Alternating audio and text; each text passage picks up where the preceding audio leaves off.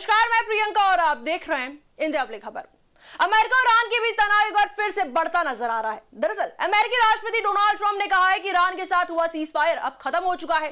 उन्होंने साफ शब्दों में कहा कि अब तेहरान के साथ बातचीत करना समय की बर्बादी है। ट्रंप का यह बयान ऐसे समय पर आया है जब दोनों देशों के बीच पहले से ही तनाव बना हुआ है और पूरे पश्चिमी एशिया की स्थिति पर दुनिया की नजर बनी हुई है। नेटो शिखर सम्मेलन के दौरान पत्रकारों से बातचीत के दौरान ट्रंप ने ईरान पर समझौते की शर्तों का पालन न करने का आरोप लगाया है। उन्होंने कहा कि अमेरिका और ईरान के बीच एक समझौता हुआ था जिसमें यह तय किया गया था कि ईरान परमाणु हथियार नहीं बनाएगा, लेकिन ट्रंप के मुताबिक समझौते के बाद ईरानी नेताओं ने सार्वजनिक रूप से कहा कि इस मुद्दे पर कभी कोई बातचीत ही नहीं हुई।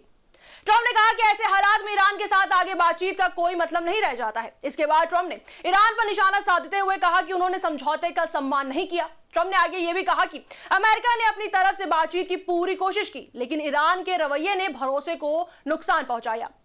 ट्रंप के बयान को अमेरिका की सख्त नीति के संकेत के रूप में देखा जा रहा है। वहीं दूसरी तरफ ईरान ने भी अमेरिका के खिलाफ बड़ा दावा किया है। ईरानी अधिकारियों का कहना है कि अमेरिकी हमलों के जवाब में उन्होंने 85 अमेरिकी सैन्य ठिकानों को निशाना बनाया है। ईरान का दावा है कि यह कार्रवाई उसके हॉर्मोज़गान प्रांत और मैशर बंदरगाह पर हुए अमेरिकी हमलों के जवाब में की गई है।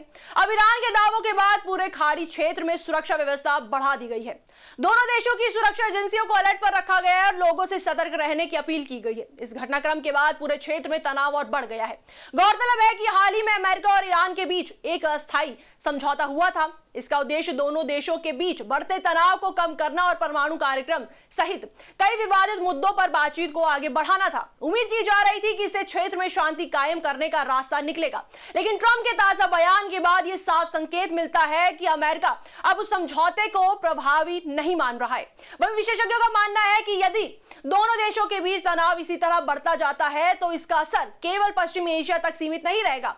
खाड़ी क्षेत्र दुनिया के सबसे महत्वपूर्ण तेल उत्पादक इलाकों में शामिल है। यहां किसी भी बड़े सैन्य संघर्ष का असर वैश्विक तेल आपूर्ति, कच्चे तेल की कीमतों और अंतर्राष्ट्रीय व्यापार पर पड़ सकता है। इसके अलावा समुद्री व्यापार मार्गों की सुरक्षा भी चिंता का बड़ा विषय बन सकती है। पिछले कुछ समय से पश्चिमी एशिया में मिसाइल हमलों, ड्रोन हमलों और समुद्री सुरक्षा को लेकर लगातार तनाव बना हुआ है। ऐसे में ट्रंप का यह बयान हालात को और संवेदनशील बना सकता है। कई देशों की सरकारें भी इस पूरे घटनाक्रम पर नजर बनाए हुए हैं और कूटनीतिक समाधान की उम्मीद कर रही है। तो वहीं अंतर्राष्ट्रीय मामलों के जानकारों का मानना है कि अमेरिका और ईरान के बीच सीधे सैन्य टकराव से पूरे क्षेत्र में अस्थिरता बढ़ सकती है। यही वजह है कि कई देश दोनों पक्षों से संयम बरतने और बातचीत के जरिए विवाद सुलझाने की अपील कर रहे हैं। हालांकि ट्रंप के हालिया बयान के बाद फिलहाल रिश्तों में नरमी की संभावना कम दिखाई दे रही है।